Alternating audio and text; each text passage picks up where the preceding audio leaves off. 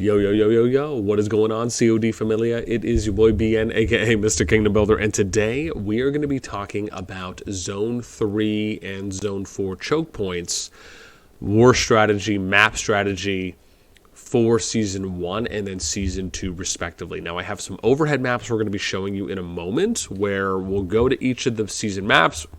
For example, here we're on Season 1 looking at Zone 3.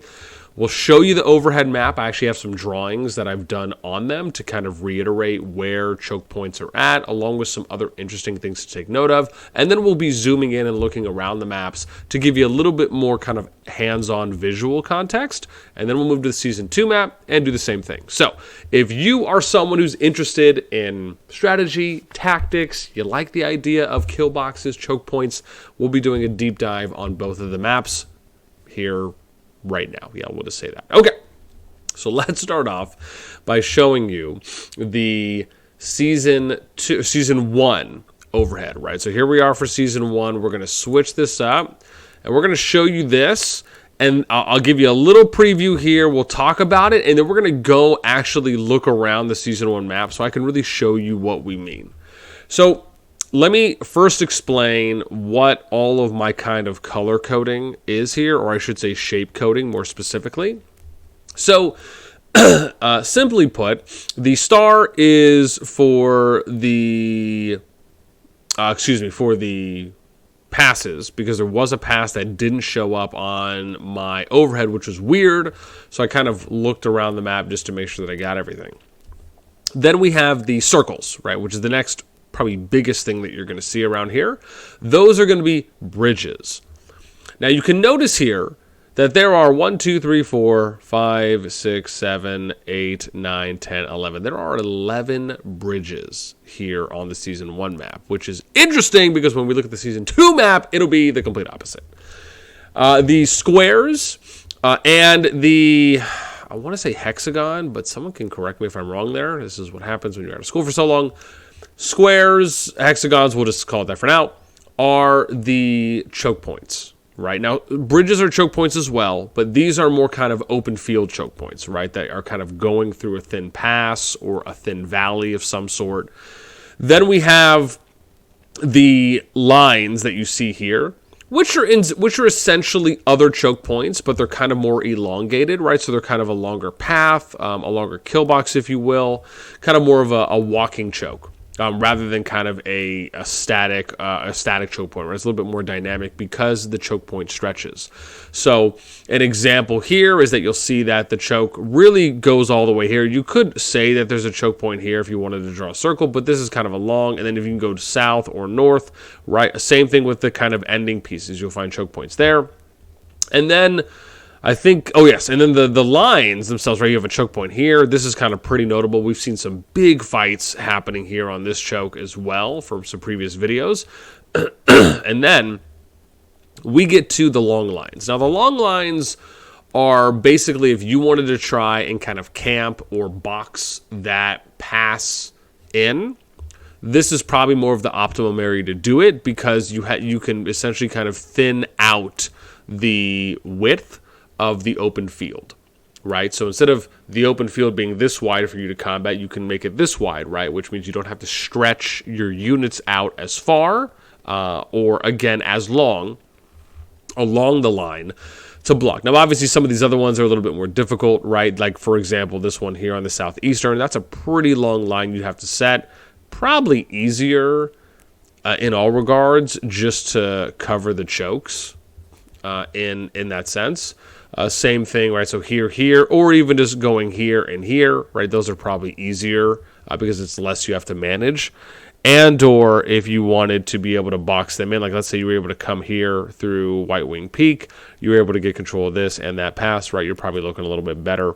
Same thing if you're going north, right? North is actually a little bit easier because you pretty much have a really hard choke where you have to get through this if you want to be able to go. So, or from south to north on the east side. Right, so and you have to also look like this. If you can control these two choke points, you basically force them having to come up. So the hard choke points that split the map kind of west to east, if you're looking at it that way, is here, this choke, and then the two bridges, right? So you have 5 choke points essentially splitting west to east. If you're talking south to west, then, and it really depends on like what area. Let's just say we're going to say we split the passes up halfway. So let's say you have these 2 southeastern passes, 2 northeastern passes, the northwestern pass, and then the southwestern or kind of mid-southwestern pass. So let's say you're going to split the line like this, right? That's how you're going to split the line. You'd have a choke here, so you'd have 1, 2, 3, 4, right? So if you go northwest or north-south, it's 4 choke points. If you go west-east, then it's 5 choke points, right, that you're kind of looking at. All right, now let's take a look at the actual map itself. And I should have been specific here. I mean, there is technically this choke too as well. That's more of a line, right? We didn't really have that indicated, but that is something that you can consider as well. It still kind of ends up being the same thing where you still kind of have to have the primary, right, or the main choke here. That's right north of the White Wing Pink across the river, right? That's the choke you're going to see basically here. And bear in mind that there are going to be some, like when you look at the pictures and you see the squares, do not take that as it being to scale. Probably should have said that in the beginning.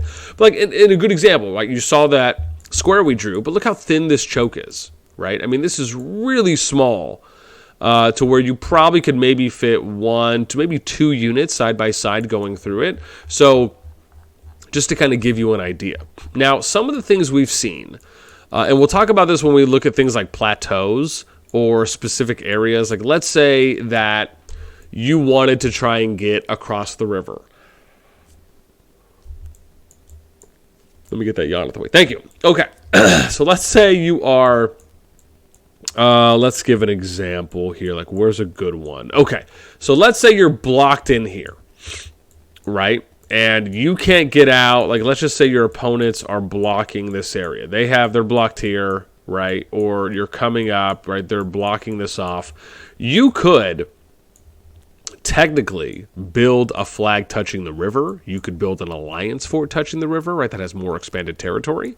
And then you could TP your cities in from this side onto this side without actually having any flags that are connected. Why? Because you can TP on territory. This is something that you can actually do, and I'll save some of these kind of pro tips for later, but this is something similarly that you can do as well. As like, let's say that you're trying to come from the east here, but it's difficult for you to get on top of this plateau because you just blocked in. You could technically build a flag touching as close as you can, or even an alliance fortress here, and then you can TP people up on top of the plateau, right, to kind of fight from the back line or from another angle. So just some interesting things to note. However, what I'd love to hear from you now is for those of you that are... For those of you that have played through a Season 1, or even if you've played multiple times through Season 1, I'd love to hear from you, right? What were some of the choke points that you found incredibly useful or pinning or damaging one way or the other? And or how did you go about utilizing some of those lines on the map, whether it's from the ones we drew or if there's others as well that maybe we didn't touch on, right? Let us know in the comments below. Okay, now let's go to Season 2. So for this, we will do it the old-fashioned way, and I'm just going to go to the first one, and then we'll wait for this bad boy to load. We'll go ahead and do the same thing, right? We'll zoom out, we'll look at markers, we'll go ahead and take kind of the side interfaces off, and then we're going to take a gander at this one. Now, I'll probably just leave this up. I don't think there's a really big need to cut this out, because I don't think it's going to take that long for us to load up for one new kingdom. Now, the thing that I find interesting about Season 2 map is that when you're looking at the Season 2 map, a few things you're going to notice, right? First and foremost, and we're going to show you this as well, right? So let's now go to here we go. So let's switch this bad birds up. And now you can see from the map that we have up here, right? These are the chokes that you're seeing along with kind of long or elongated choke points or walking chokes. So, and there's the first big thing you're going to notice is a heavy opposite of rivers, right? We had 11 rivers on Season 1. You only have 2 river choke points here in Season 2. You also have more ramp choke points, right? There was absolutely 0 ramp chokes that were on Season 1. right? So really, it is a different map when you think about it like that, right? I mean, a choke point is still a choke point regardless, but the way that you're going to approach the choke can vary here, right? So let's take a look around the map, right?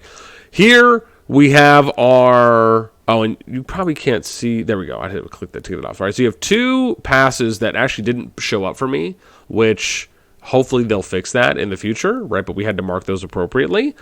This is the thing about Season 2. The Season 2 map is so much more punishing, like really, really punishing, because you have what I consider to be kind of a hard and a soft choke.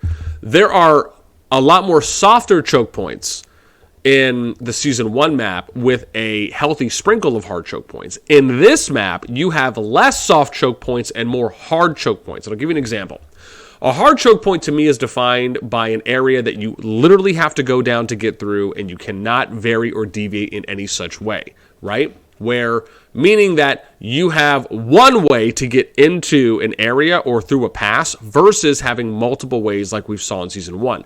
And we'll show you what we mean here. So if you're looking here on the Northwestern Level 5 pass, you have to essentially go through technically three choke points to get out into the open, right? Which means to get out to where you can then access other passes / starting areas. You have to go this way. You have to go through one choke point here, a second, and a third.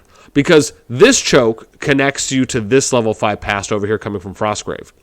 Frostgrave has one hard choke going into the area, but then you have the split choke, right, going northwest, or if you want to go here southwest and curve. But both of these level 5 passes have to go northeast to this choke west of the frozen area, right at the bottom of this ramp, which we indicated these lines. So if you see a straight line that indicates a ramp, the squigglies are ones that are a little bit off, right? Those kind of involve more of a walking choke point down a lane. Excuse me, maybe I should just call them lanes. That doesn't sound too bad. But then we get up here, right? So now you have, let's kind of look at each person's area first. You have a choke point here if you go southwest of the Dragon Spittle River, right, across the bridge. You have a hard choke here that gets you to this level 5 pass. You have two hard chokes that get you to this level 5 pass, right, east of Gloomberg. Then if you go a little bit more east, you have... essentially, you could say these. We'll show you in a little bit here, right? But this is pretty much, I mean, you have some kind of thin chokes. Probably, I'd say around here. I actually forgot to list that. But, again, we'll show you that once we get in game. So you have kind of a lane choke here going through Sleepless Valley to connect to this level 5 pass. You have a hard choke here just west of the valley going to this level 5 pass. Then you have essentially one hard, I would say this choke here, because this choke connects you to this level 5 pass and that level 5 pass, because you have to go through three chokes. And this is a thin walk one, right? That is basically meant for one troop. And then you have to go all the way up here to this choke to get anywhere. And then this lane, right? So you really have 5, 1, 2, 3, 4, 5. 1, 2, 3, 4, 5. You have 5 chokes to get to this ramp to get you out anywhere from these level 5. I mean, that is so punishing when you think about it. I mean, you could, if you're trying to block out these passes, and like, let's say you're going top pass, you can literally run your troops all the way, try to meet somewhere here, or just try and get as close as you can to this ramp, right? Or here, if you're going to block that off, and then over here at this ramp, right? Because then you're kind of blocking them in here. So punishing. Which is why we say that. Now, when you actually get up here onto the frozen area, you do have some options, right? You do have a hard choke here on one ramp to get up. You have the next choke over here that branches you out, but everything's kind of insulated, right, in itself.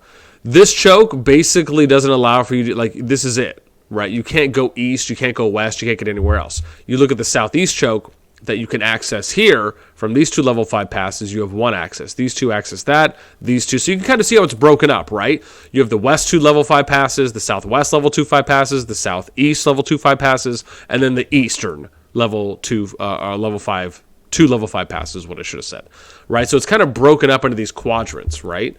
From how you look at it. Now, I'll give you an example. Let me see if I can bust out my tool real quick, and I can kind of show you this a little bit easier. And then we'll go into the actual map as well. So let me just let this bad grills load up. Awesome, here we go. Cool, let's get some drawing. So, you could break this up essentially into saying that this is one area. Everything up here, one area, right? Then you have this, right? That's essentially one area, right? Because then you can kind of go like this, dun, dun, dun, dun, dun, like that, right? That's another area. Then you can say this, right? We'll just go Doom, and then we'll go, where am I going? Right along the pass, right there. Okay, right, this is an area, and then this up here is an area. So it's kind of split up into 4 quadrants when you think of it. However, it is interesting because it all kind of culminates, bam, there's a choke, right? Bam, there's a choke, bam, there's a choke, and bam, there's a choke. So you have 4 hard choke points at the end of the day to get to the plateau, right? So it's just very interesting when you think of it. Now, let's actually go into the map and take a look here, right, and see what we're working with. Okay, but sorry, let me show you guys this one first, right? So if you're going to come down here, let's go, right? So here is where that, right? And we were talking about how we need to try and find like a choke area to get in. You can see how the pass, see how the mountain. Usually we like to follow the mountain first, and you'll see how it comes out here. So you can say that even though you can't really get anywhere, your choke, I mean, there's a hard choke right here, right? Which we talked about, kind of middle of the Sleepless Valley. So there's one here, right? But it's pretty thin, right? When you think about it like that. Now, when we talk about the actual plateau fighting and the strategy here, very similar to what we mentioned in Season 1, we've been seeing alliances that have essentially been placing forts, and we'll kind of show you this real quick if I can. Let me zoom, let me bring this back in, and I have to zoom out here. Let me go to show you alliance territory. So let's look at territory, right? If you're just looking at this territory, right? Let me see, hang on, let me see if I can click on this. It usually should show up a range. So they built this a little far back, but let's say they built the fort here as an example. You can see the range where it would have extended onto the plateau for you to be able to build. Let's see if we can find a close flag here to maybe, okay, so let's use this as a potential example. So here, right, here's a good example of TM, right, and you have this player, right? So if this player moved over here, you might be able to fit 3, maybe 4, give or take. Again, you'd have to mine this first, but you could probably maybe get 2 TM players up on the hill. This is something that we've been seeing happening a lot more often, where you're trying to build flags as close as you can to a plateau area, so you can build right as close as you can to that mountain, the side-facing mountain, and then so you can TP players up on top, right? So this is something that we've been seeing a lot more as kind of either a way to get into an area or just to provide support on maybe potentially from the back end too as well. And so, these are the types of tactics and strategies that I love to see, and hopefully we'll end up seeing more of these types of things, right? I mean, imagine if you could transport units with your flying units, right? But maybe there was like a limited range you could go or something like that. I mean, it is interesting. I don't think they're going to come out with those type of aerial transport units because that would be interesting. But I don't think it's really needed at this moment in time, but just, some food for thought there. With that in mind, that pretty much sums up where we are at right now. And when it comes to us going over and finishing our assessment, our conclusion of these of the final zone areas for where those chokes are at for Season 1 and Season 2. Similar to Season 1, I'd love to hear what you guys think. Let me know for Season 2. Now that, again, we have quite a few alliances that are playing through Season 2. Again, are there certain chokes you find more punishing or not? Do you agree or disagree with some of the assessments we've made? Are there certain areas that you find damaging or ones that maybe you didn't expect until you play? Do you think the Season 1 map is a little bit more forgiving than Season 2? Right, let me know with your thoughts, comments down below. That's going to do it for me. As always, until next time, we will catch you later.